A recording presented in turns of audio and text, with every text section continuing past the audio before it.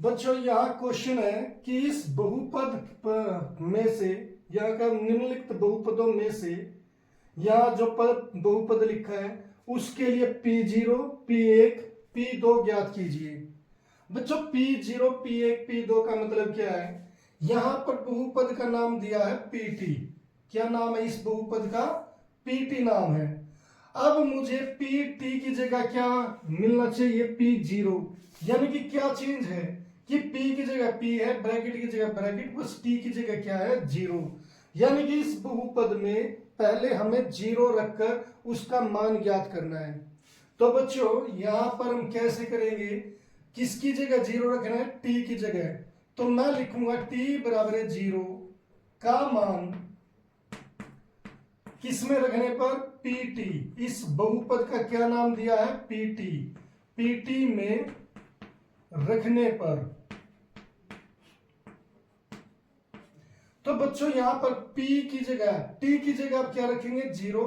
यहां पर P है, P आएगा, ब्रैकेट T की जगह 0, फिर ब्रैकेट बंद, फिर इक्वल, फिर 2, फिर प्लस, फिर T की जगह 0, फिर प्लस, फिर 2, फिर T की जगह 0, उसके ऊपर वर्ग, फिर माइनस, फिर T की जगह 0 और उसकी क्यूब।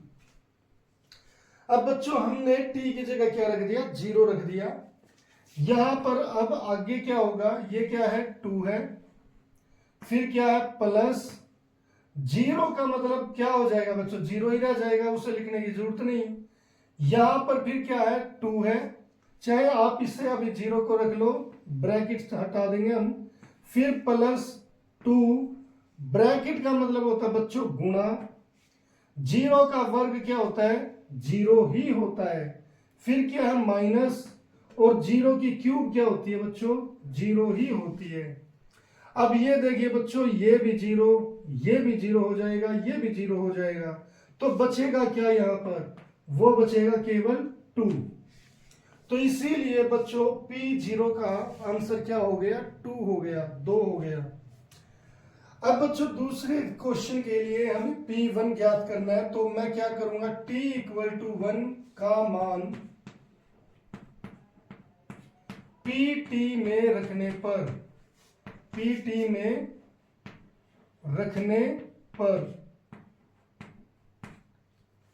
अब बच्चों यहां पर T इक्वल टू 1 रखना है, तो बच्चों जहां पर इसमें बहुपद में P जहां पर भी T है उसकी जगह 1 रख देंगे।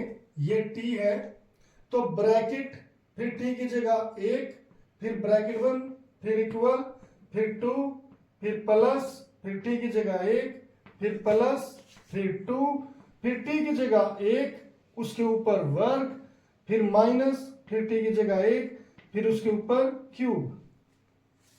इस तरीके से बच्चों हमने यहां पर T की जगह क्या रख दिया? 1 रख दिया। ऐसे बिल्कुल एक एक स्टेप करते हुए हम कर रहे हैं।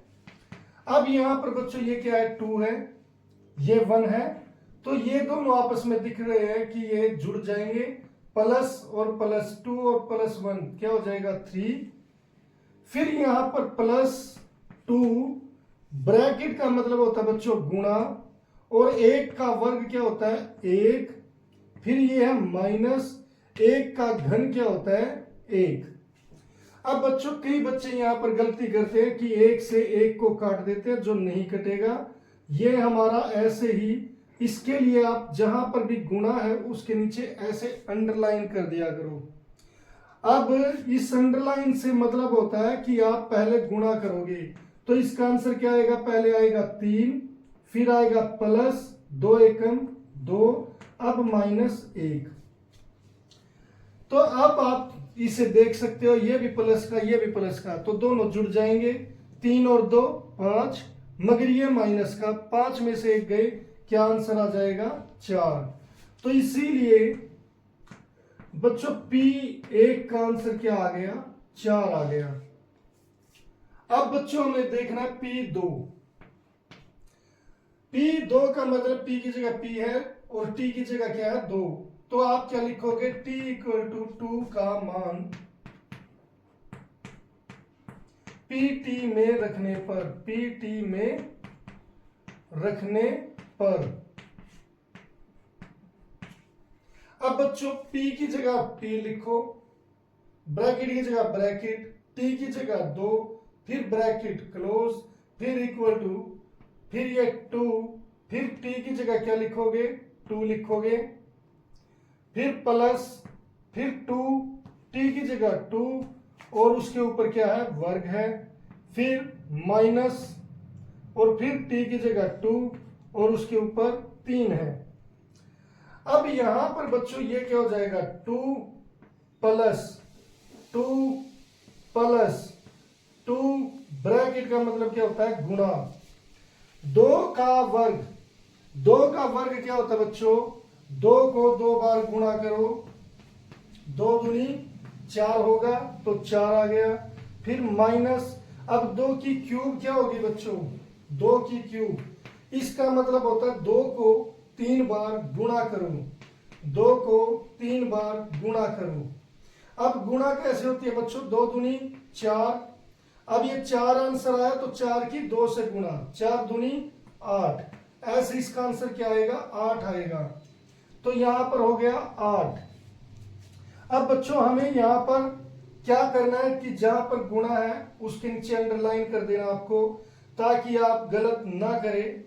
पहले ये 2 और 2, ये भी प्लस का ये भी प्लस का, तो कितने हो जाएंगे 4 हो जाएंगे बच्चों, 2 जमा 2 4, और फिर प्लस 2 चौके 8 माइनस 8, फिर ये माइनस का 8। अब बच्चों एक प्लस का एक माइनस का तो ये आपस में कैंसिल हो गई, तो आंसर क्या आ गया 4। तो इस तरीके से P2 का आंसर कितना आ गया 4 आ गया। तो बच्चों एक अच्छा इंपॉर्टेंट क्वेश्चन था ये, जिसे हमने 3 हिस्सों में ऐसे डिवाइड करके किया है।